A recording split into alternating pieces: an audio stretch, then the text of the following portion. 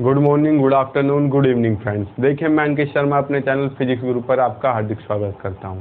ये देखिए, BSc secondary की क्लास है। हमने एक हेडिंग डलवाई थी, single slit diffraction of Fraunhofer. तो कुछ बच्चों को उनके भैया इसे आपने कराया नहीं, दूसरा डेरिवेशन करा दिया। अरे वो भी ज़रूरी था, आज करते हैं हम, घबराए मत करो। ठीक, लिखो single slit diffraction of Fraunhofer या फ्राउनहोफर सिंगल स्लिट डिफ्रैक्शन। लो, मैं हेडिंग भी डालता हूँ। ये गोला इस वजह से बनाया हुआ है, यहाँ डिफ्रैक्शन यानी कि डिफ्रैक्शन का वाला सॉरी रिफ्लेक्शन होता है लाइट का, तो यहाँ दिखता नहीं है, तो मैं यहाँ लिखूंगा नहीं, इस वजह से बनाया है। हम क्या पढ़ने वाले हैं, यहाँ से दिख रहा है single slit diffraction of Fraunhofer. भाई स्पेलिंग देख लेना, जो भी है। वैसे तो FRAUNHOFER है। ठीक, चलिए, फ्राउनहोफर सिंगल स्लिट डिफ्रैक्शन। पहले डिफ्रैक्शन समझते हैं, फिर सिंगल स्लिट समझते हैं, फिर फ्राउनहोफर समझते हैं। ठीक, फिर पूरा एक्सपेरिमेंट समझते हैं। पहले नाम समझते हैं, इसका मतलब क्या है।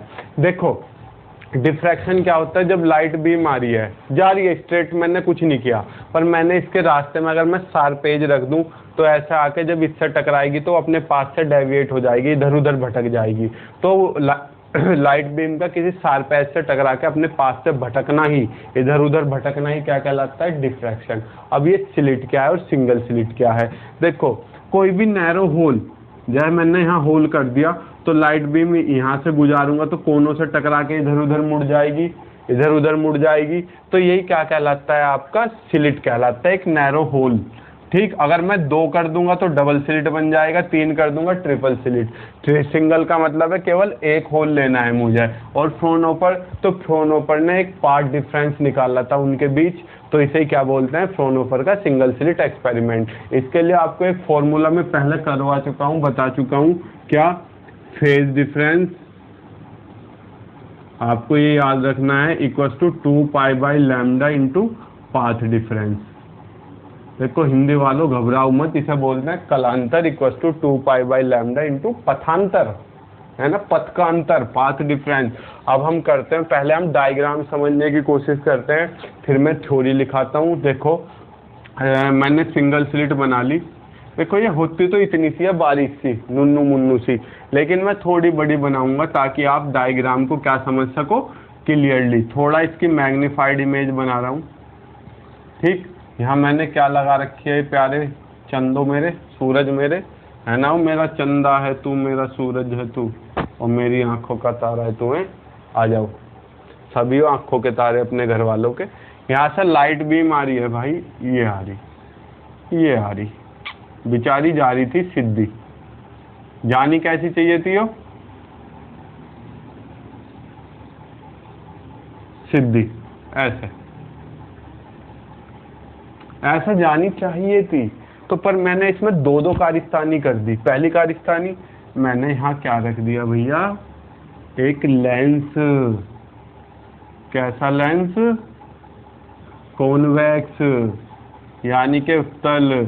तो इसका काम क्या होता है, लाइट को एक पॉइंट पे फोकस करना। तो ये क्या करेगा, अगर जाती ऐसे तो इन्हें एक पॉइंट पे फोकस कर देता, अगर जाती ऐसे। लेकिन ये स्लिट है, स्लिट से क्या होगा, टकरा के मुड़ जाएंगी। मान लो ऐसे मुड़ गई ये भी, ठीक, मुड़ गई। अब यो भी क्या करेगा, इन्हें एक पॉइंट पे फोकस करेगा। ये कर दी, कहाँ, P पॉइंट पर, ये मान ले P'। बताओ कोई दिक्कत, नो दिक्कत। ठीक, जानी कैसे चाहिए थी, ऐसे, लेकिन मुड़गी किसकी वजह से, एज से टकरा के शार्प एज से। मान लो इस स्लिट की चौड़ाई कितनी है, E। मानने को तो चौड़ाई हम DT थिकनेस मानते हैं, लेकिन आपकी बुक में E माना हुआ है, तो मैं E ही मनवा रहा हूँ। ठीक, यहाँ मैंने डॉटेड करके मिला लिया। क्यों मिला लिया, अभी बता रहा हूँ चंदाओं मेरे। ये एंगल मान लो थीटा एंगल से डाइवेट होगी। कितने एंगल से डाइवेट होगी, अपने पास से थीटा एंगल से। अब देखो, एक वेव यहाँ पॉइंट पे ऐसे पहुंची और एक वेव यहाँ से पहुंची, तो मैंने कहा दोनों में पाथ डिफरेंस बताओ, कितने का, रास्ते में कितना अंतर आया। तो आप यहाँ से परपेंडिकुलर डालोगे ऐसे, तो कितने का, यो वाली वेव इतना पाथ एक्स्ट्रा चली है, तो मुझे इन दोनों वेव में इसे मान लो मैं ए मान लेता हूँ, इसे बी मान लेता हूँ, इसे पॉइंट पी मान लेता हूँ। मुझे इसमें पाथ डिफरेंस निकालना है, तो मैं यहाँ क्या करता हूँ, परपेंडिकुलर डाल लेता हूँ। ये पॉइंट मैंने क्या मान लिया, सी। तो आपके एक्स्ट्रा कितनी चली, बी सी चली हो, बताओ चली ना चली। अब मान लो मुझे यहाँ से यहाँ पहुँचना था, ए राहुल यहाँ से चला, साहुल यहाँ से चला, साहुल यो पहुँच गया, राहुल यो पहुँच गया, तो कौन सा ज्यादा चला, यो वाला ज्यादा चला, दिख रहा है कितना ज्यादा चला। आप यहाँ से परपेंडिकुलर डालोगे, इनके इतना एक्स्ट्रा चला भैया यो, या अब लेंथ यो तो बराबर आ गई हो, इतना एक्स्ट्रा चला था। ऐसी तो करते हो पार्ट डिफरेंस। तो अब हम करेंगे क्या प्यारे बच्चों, फ्रॉम फिगर, पहले थ्योरी भी लिखाऊंगा इस फिगर की, कभी नागिन की तरह छापने लग जाओ, फोटो आंखों में खींच लो, ठीक। From figure it is clear that, क्या क्लियर है, it is clear that BC is the path difference, ठीक। BC is the path difference, BC क्या है आपका, पाथ डिफरेंस है। तो अगर मैं BC की वैल्यू निकाल लूं तो आपका फेज डिफरेंस भी निकल कर आ जाएगा, खत्म कहानी। अभी करेंगे भाई। अब ये एंगल भी कितना होगा, थीटा। ऐसा लॉजिक लगा सकते हो, पूरा 90, ये रहा, ये 90 माइनस थीटा बचेगा, ये वाला पूरा 180 होता है, तो theta plus 90 minus theta minus 180, 90 से 90 कट जाएगा, तो ये भी कितना आएगा, थीटा, ठीक। लॉजिक लगा लेना खुद, मैथ के स्टूडेंट हो, इतना भी मैं समझाऊंगा तो मैथ वाले क्या समझाएंगे, ठीक। तो यहाँ से मैंने साइन थीटा लगाया, ठीक है प्यारे बच्चों। साइन थीटा क्या होता है, परपेंडिकुलर अपॉन हाइपोटेन्यूज।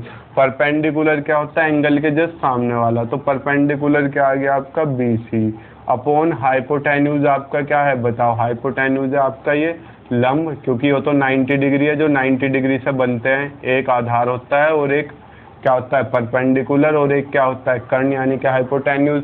तो BC अपॉन AB। तो यहाँ से अगर मैं BC की वैल्यू निकालना चाहूँ तो क्या आ जाएगा आपका, AB साइन थीटा। AB की वैल्यू आपको पता है, तो आपका BC कितना आ गया, E साइन थीटा, यही तो आ गया। बताओ कोई दिक्कत, नो दिक्कत। हैंस का मतलब होता है, इसलिए our path difference will be कितना, इसे रफ कर देता हूँ, will be E sine theta. Therefore phase difference कितना होगा, कालिया लगा, इन कुत्तों पे निशाना, कालिया लगाता है वही सांबा लगाता है, तो फेज डिफरेंस कितना होगा, 2 pi by lambda into path difference. अब पाथ डिफरेंस आप निकाल चुके, 2 pi by lambda into E sine theta, आपका ये क्या निकल के आ गया, फेज डिफरेंस। इतना सा डेरिवेशन था, बताओ इस डेरिवेशन में कुछ था, बताओ। फेज डिफरेंस भी निकाल लिया आपने, पार्ट डिफरेंस भी, रुको मैं मार कर उठा लेता हूँ, नीचे गिर गया था। बताओ कुछ है, नहीं है। पहले आप हल्की सी छोटी सी एक नुनक सी डेफिनेशन वो लिखिए, थोड़ी हेडिंग डाल लीजिए, थोड़ी सी लिखिए, when A light beam of wavelength lambda, when light beam of wavelength lambda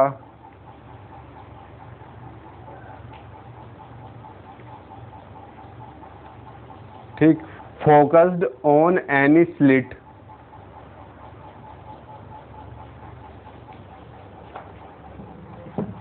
focused on any slit AB, slit AB of width A, कितनी चौड़ाई है स्लिट की, E, slit AB of width E, ठीक। then it gets diffracted, ये क्या हो जाएगी, diffract होगी। डिफ्रैक्ट तो आप जानते हो, एंड फोकस्ड ऑन स्क्रीन। ये क्या बताया मैंने आपको, ये जो बनी हुई है ये स्क्रीन, इसे नाम दे दो, इसे भी कुछ भी, focused on screen X Y biconvex lens L, biconvex lens L.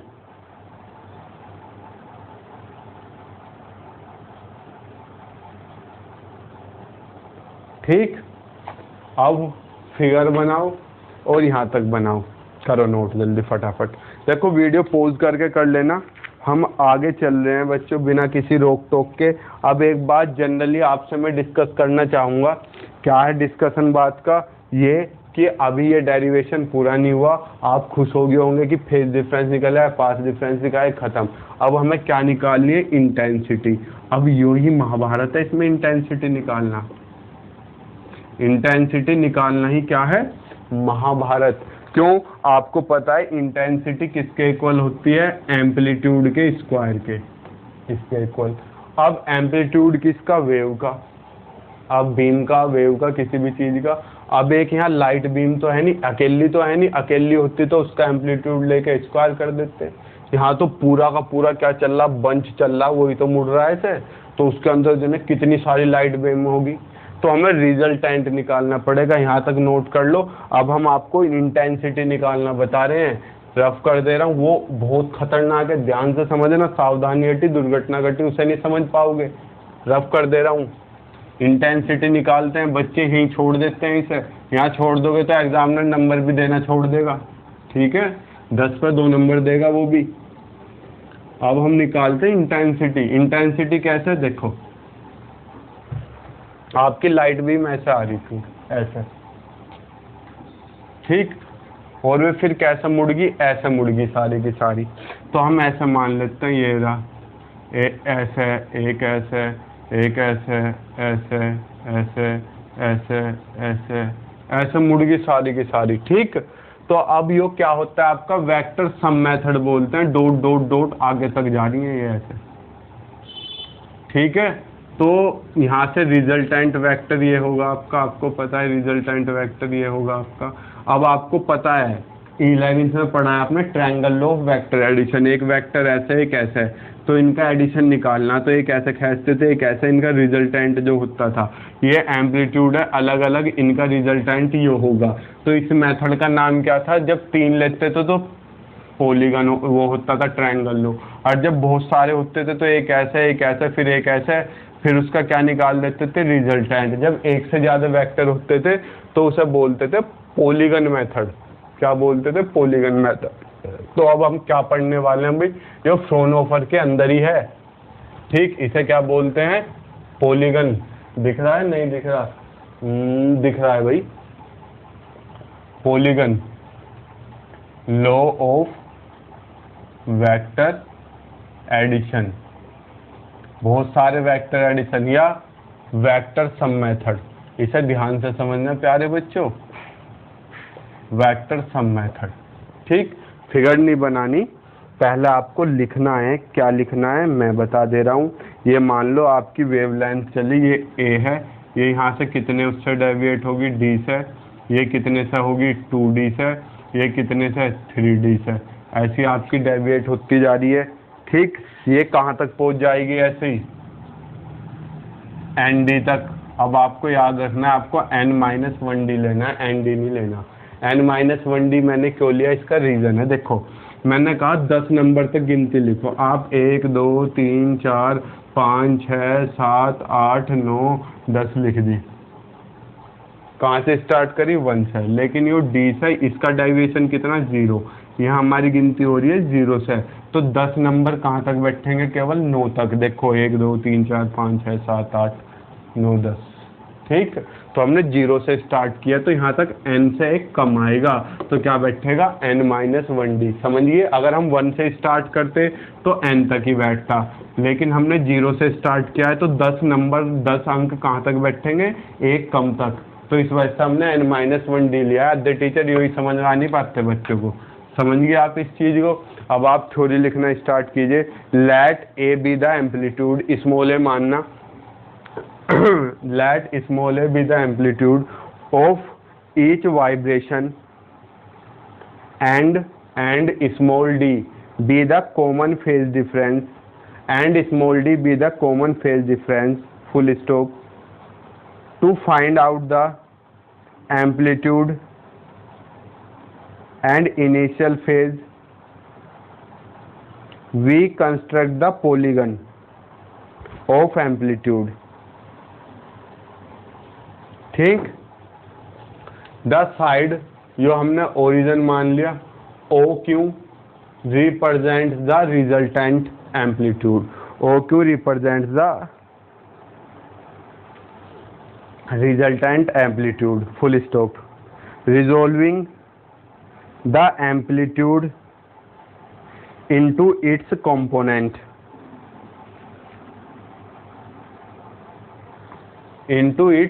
component, देखो हॉरिजॉन्टल और वर्टिकल कंपोनेंट में ब्रेक करेंगे तो देखो मान लो आर ऐसा तो किस में होगा, आर कोस डेल्टा मान लिया ये एंगल बनने, ठीक. आप थीटा मान लेना, फाई मान लेना. यो किसके बराबर, यो टूटेगा पहले ए कोस 0 में प्लस यो ए कोस डी प्लस ए कोस 2d प्लस ए कोस 3d, कहाँ तक, यहाँ तक, प्लस ए कोस n-1 इंटू डी. क्या बन गया ये आपका, कोस 0 की वैल्यू तो 1, तो a 1 plus cos d plus cos 2d plus cos 3d plus cos 4d plus dot dot cos n-1 into d. बताओ यहाँ तक जो दिक्कत नहीं. अब ये था आपका हॉरिजॉन्टल कंपोनेंट. अब वर्टिकल कंपोनेंट क्या होगा, आर साइन डेल्टा, क्या ए साइन 0 प्लस ए साइन डी प्लस ए साइन 2d प्लस कहाँ तक ए साइन n-1 इंटू डी. ठीक, अब साइन 0 तो 0 होता है, यो वाली टर्म तो 0, तो यहाँ से मैं ए कॉमन ले रहा हूँ, यो तो 0 हो जाएगी. यहाँ से क्या बचेगा, साइन डी दिख रहा है अभी तो, plus sign 2d plus sign 3d plus sign 4d plus 5d, कहाँ तक ए साइन n-1 इंटू डी. मैंने अब आपको पता चल गया मैंने एन डी तक क्यों नहीं ली. इससे तो कोई दिक्कत नहीं, n-1 हम यहाँ क्यों ले रहे हैं, आज मार्कर बहुत गिर रहा है. अब मैं आगे कर रहा हूँ इसे सोल्व. फिगर बनाओ, यहाँ तक नोट करो जल्दी फटाफट, क्योंकि आगे सोल्व करने के लिए सब रफ करना पड़ेगा. मैंने बताया था बहुत डेंजरस है ये, अगर आपकी समझ में आ गया ना तो आपका डेरिवेशन ख़त्म है. ठीक, सेम यही है. डस्टर कहाँ रख दिया यार मैंने, पता ही नहीं. चलो हाथ से कर दे जाऊँगा. ठीक, अब मैं क्या कर रहा हूँ, ये मैंने आर कोस डेल्टा वाली इक्वेशन नंबर 1 मान ली, आप भी मान लेना. ठीक, मल्टीप्लाई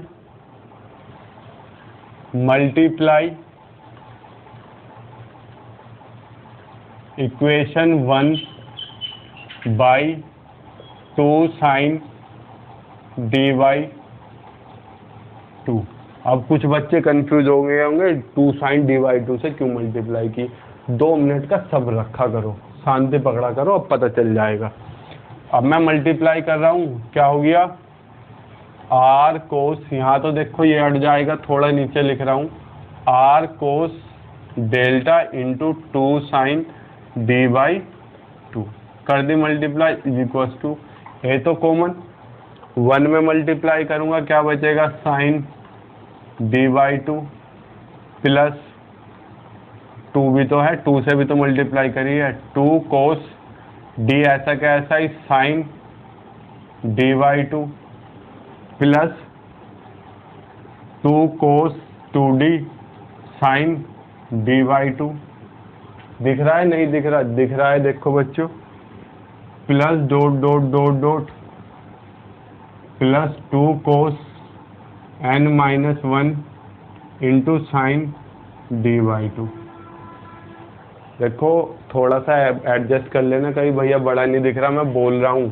ठीक, is equal to A 2 sine dy 2, तो एज इट इज प्लस ये 2 कोसे साइन बी का फॉर्मूला, आपको पता है 2 कोसे साइन बी का formula sine A plus B D plus D by two minus sine A minus B D minus D by two. Directly लिखूंगा मैं, plus plus नीचे का रफ कर दे रहा हूँ। अब मुझे इस इक्वेशन की जरूरत भी पड़ेगी आगे, सेकंड इक्वेशन, इसे अभी छोड़ दे रहा हूँ। इधर क्या है, आर साइन डेल्टा, इसकी जरूरत पड़ेगी, ठीक। प्लस यहाँ क्या बताओ, sine A plus b 2d plus D by two minus sine A minus b 2d minus D by two, dot dot dot dot यहाँ पहुंचे, प्लस साइन ए plus b n minus one d भी तो होगा यहाँ, n minus one d plus D by two minus sine n minus one d minus D by two. बताओ कोई दिक्कत? No दिक्कत भैया। Is equal to A to sine D by two plus sine क्या बचा 3d by two minus sine D में से D गया डी बाई टू, यही तो बचेगा। प्लस कितना sine 2d 5d by two minus sine 2d में से 4d 3d बाई टू, यही तो बच रहा है, कुछ अलग से नहीं फॉर्मूला लगाया, आप भी लगा सकते हो।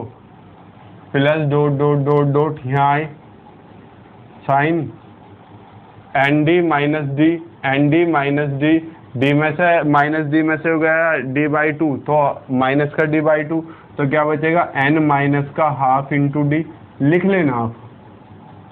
माइनस साइन यहाँ माइनस माइनस क्या हो जाएंगे प्लस, तो क्या बचेगा एन माइनस 3/2 डी, ये आपका ब्रैकेट खत्म, ठीक। जो कट हो रही है टर्म ये अलग है भाई, ये पहले वाला हिस्सा लगा हुआ है। यहाँ देखो 3/2 से 3/2, ऐसी 5d/2 से अगले वाला कट जाएगा, ऐसी लास्ट वाला कट जाएगा, यानी कि आपके पास ये 3 टर्म बचेंगे केवल। अब देखो ये 2 sin d/2, ये sin d/2, केवल क्या बचेगा आपके पास sin d/2, दो में से एक गया, एक बचेगा, ठीक। अभी मैं देखो यार डस्टर मिल जाता तो सही रहता, हाथ और मेरे ब्लैकिश हो गए बार बार रफ करते करते, पता नहीं डस्टर में कहाँ रख के भूला यार। चलो भाई हाथ से ही करना पड़ेगा, डस्टर का तो अता पता ही नहीं है कुछ, ठीक। नोट कर लो, नीचे की इक्वेशन अभी रफ नहीं कर रहा मैं, नीचे की इक्वेशन रफ नहीं कर रहा हूँ मैं, यही रफ कर रहा हूँ, कर लेना नोट। आप तो पोज करके भी देख सकते हो यार, बार बार देखना कई बार। क्या बचा आपका, इधर क्या था आपका, r cos delta sine d/2, 2 sin d/2,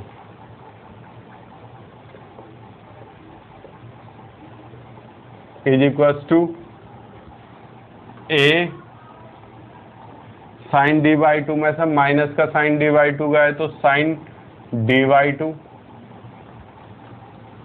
ये वाली, plus sine n minus half d/2, sorry d केवल, यही तो बचेगा आपका, ठीक। अब आपका sine C plus sign d वाला फॉर्मूला लगाओ।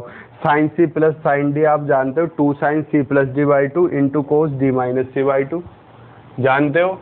इधर क्या है, आर कोस, यो 2 शुरुआत में लिखता हूँ, are cos delta sine d/2 is equal to sine C plus sign d 2 sin c plus d/2 c d plus n d minus d/2, यानी कि d के मैंने अंदर मल्टीप्लाई कर दी, c plus d dn minus d/2 sine 2 sin c plus d/2 into cos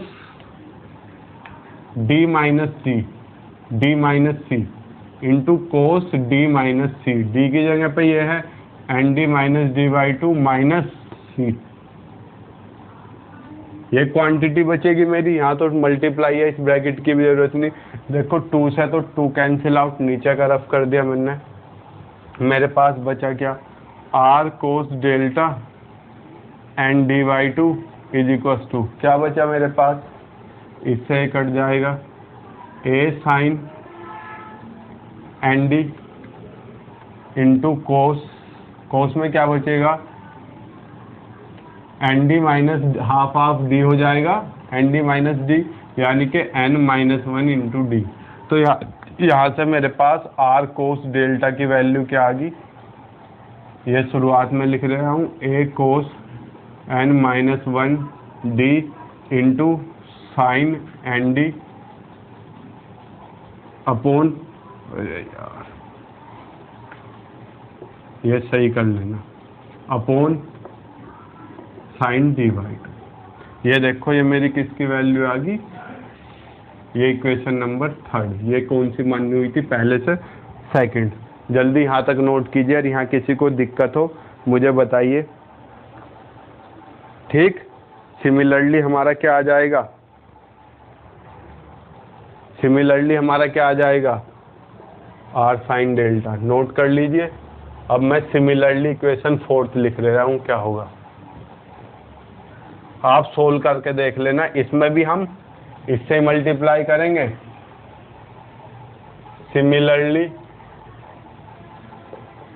if we multiply equation second by 2 sine D by 2 we get, हमें मिलता है, क्या मिलता है, सिमिलरली लिख रहा हूँ R sine delta is equal to cos की जगह क्या आ जाएगा, साइन आ जाएगा, n minus one into d. बाकी टर्म यही मिलेगी आपको, कैसे मिलेगी आप खुद करके देखना, आपको पता चल जाएगा। ठीक है, ये क्या मान ली मैंने, इक्वेशन नंबर 4। मुझे रिजल्टेंट आर निकालना था। अब आप भली भांति आपके सामने लिखा हुआ है, आप क्या करोगे देखो। अब मैं शॉर्टकट में करने की कोशिश कर रहा हूँ, वीडियो लेंथ होगी है, 3rd का स्क्वायर प्लस 4th का स्क्वायर करता हूँ। तो इधर तो r square common, sine square delta plus cos square delta 1, तो इधर क्या बचेगा, केवल आर स्क्वायर इक्वस टू, यो तो दोनों में कॉमन, ए भी दोनों में कॉमन, क्या बचेगा, sine square n minus one d plus cos square n minus one d. तो फिर से यो क्या हो जाएगा आपका 1, आपका बचेगा क्या, केवल a square sine square n d by 2 upon sine square d by 2। ये आपका बचा, क्या बचा, ये आपका आर स्क्वायर की वैल्यू बची। इतना फटाफट आप नोट कर लीजिए, मैं आर स्क्वायर की वैल्यू निकाल चुका हूँ। आप यहाँ से आर भी निकाल सकते हो। आर क्या होगा आपका, पूरे का अंडर रूट, तो कितना, ए साइन, यार डस्टर बार बार ढूंढने की कोशिश कर रहा, मिल रहा नहीं, साइन डी बाई 2। ये आपकी किसकी वैल्यू आ गई, ये आपकी आर की वैल्यू आ गई, जो हमें रिजल्टेंट निकालना था।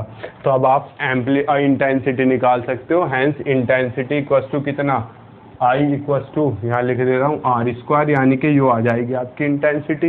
ये था आपका वेक्टर सम मेथड। इसमें भी कुछ केस दिए हुए हैं। क्या केस दिए हुए हैं, यानी कि अगर एन डी बाई टू हम एक नया कांस्टेंट मान लें, नया कांस्टेंट हमने क्या मान लिया, एन डी बाई टू को अल्फा मान लिया। ठीक, ये तो यहाँ तक खत्म हो गया भाई। ये तो मैं अलग यूनिवर्सिटीज जो है उनके हिसाब से भी करा रहा हूँ। ठीक, वी एज्यूम, हमने मान लिया, क्या मान लिया, n d by two a new constant, जो माना हुआ है आपकी बुक में, that is n d by two आपने किसके इक्वल मान लिया, अल्फा के मान लिया। तो यहाँ से आपका डी बाई टू किसके इक्वल आ गया, अल्फा अपॉन एन के। ठीक, ये इक्वेशन नंबर 5। तो 5th आपकी क्या बन जाएगी, 5th आपकी क्या बन जाएगी, ए साइन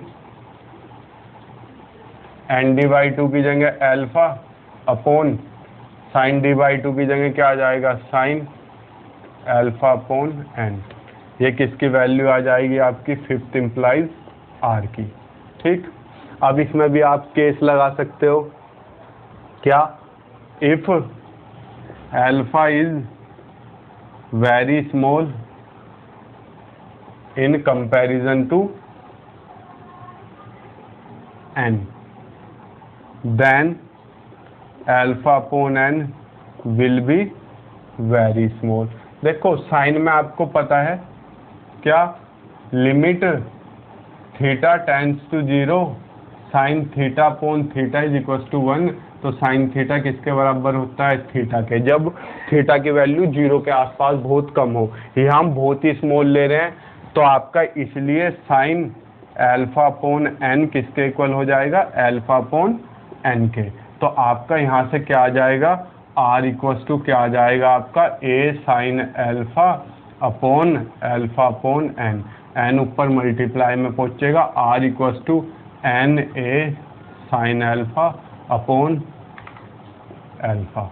अब देखो आपका क्या था? एन वेव्स थी, एक का एम्पलीट्यूड ए था, तो एन ए का क्या होगा? Total amplitude. क्या? इफ वी एज्यूम, हमने मान लिया, क्या मान लिया? N a be new constant. हमने एन ए को एक नया कांस्टेंट मान लिया, क्या मान लिया? ए। तो r equal to a sine alpha upon alpha. कुछ बुक में यहाँ तक भी क्या हुआ है, यहाँ तक भी आप कर सकते हो। ठीक, अब मैं एक चीज़ और निकाल के दिखा दे रहा हूँ। हमारे आर कोस डेल्टा क्या आया था, आर साइन डेल्टा क्या आया था? इक्वेशन थर्ड और फोर्थ मैंने रफ कर दी, आप नोट कर लेना। मैं थर्ड और फोर्थ वापस से बोर्ड पे लिख दे रहा हूँ, देखना क्या थी थर्ड और फोर्थ। ठीक, ये वेक्टर सम मेथड बहुत ज़बरदस्त है, हर किसी का समझाने का तरीका अलग है। मैंने थोड़ा आपको अलग तरीके से समझाया। आपकी क्या थी third equation? R cos delta, मैं देख कर लिख दे रहा हूँ। ठीक, क्या? A cos n minus 1 d by 2, यही तो थी। ठीक, next sine into sine n d by 2 upon sine D by 2, यही थी आपकी थर्ड इक्वेशन। ऐसे ही आपकी फोर्थ इक्वेशन क्या थी? चाहे पूरे के अपॉन में लिख लो, आर साइन डेल्टा। क्या कर रहा हूँ मैं, ये अभी आपको पता चलेगा, आपको दोबारा लिखने की ज़रूरत नहीं है। मैंने तो डेरिवेशन में और नई चीज़ करा रहा हूँ आपको, जो आप कोई छोड़ो ही ना। अगर पेपर में आ जाए तो आप छक्के छुड़ा के आओ पेपर के। ये था आपका, बताओ यहाँ तक तो कोई दिक्कत नहीं। अब मैं क्या कर रहा हूँ, मैं दोनों को डिवाइड कर रहा हूँ। डिवाइड कर रहा हूँ क्या? ये आपकी इक्वेशन नंबर थर्ड थी, ये आपकी फोर्थ थी, तो मैंने फोर्थ को थर्ड से डिवाइड किया, तो ये वाली टर्म तो सेम, ये तो कैंसिल आउट। यहाँ ए से ए कैंसिल आउट, यहाँ आर से r cancel out. Sine upon cos क्या होगा? Tan delta. इधर देखो, इधर क्या होगा? साइन अपॉन कोस टेन, कितना? एन माइनस 1, ये बचेगा। अब दोनों तरफ टेन है, तो हमारी डेल्टा की वैल्यू क्या आ जाएगी? N minus 1 d by 2। हम यहाँ तक छोड़ सकते हैं मेनली CCSU के लिए, लेकिन अगर आप आगे भी चाहो तो आप आगे भी कर सकते हो। कैसे कर सकते हो? हमने n बहुत बड़ी वैल्यू माननी थी, सिंस आगे कैसे कर सकते हो? n is a big value, यानी कि n मान लो समुद्र है, और समुद्र में से आप एक बाल्टी पानी निकाल लेते हो तो कुछ फर्क नहीं पड़ता, वापस से समुद्र ही मिलता है। तो n माइनस 1 n के इक्वल ही होगा, इसलिए डेल्टा आपका किसके इक्वल? एन डी बाई 2, और एन डी बाई 2 आपने अल्फा के इक्वल मानना था। तो कुछ यूनिवर्सिटी में यहाँ तक भी हो रहा है, आपको घबराने की ज़रूरत नहीं है। देखो CCSU वालों को भी कंप्लीट करना है और अदर यूनिवर्सिटीज़ को भी कंप्लीट करना है। ठीक, वीडियो लेंथी नहीं हुई भाई, वीडियो तो छोटी है, अभी 33 मिनट की है। मैं लेंथी सोचा था, इस वजह से इतनी स्पीड से लगा हुआ था। देखो, अगर आपकी समझ में नहीं आता, मेरा नंबर आप सबके पास है, ये रहा। आप यहाँ कुछ भी डाउट क्लियर कर सकते हो, और आप आगे की क्लास के लिए एनरोल होना चाहते हैं तो इस नंबर पर व्हाट्सअप कीजिए, आप पे आगे की क्लास के लिंक आने स्टार्ट हो जाएंगे। 95 20 96 31 32 9520 963132। ठीक, तब तक के लिए good luck, all the best, खुश रहिए, अपनी फैमिली को भी खुश रखिए।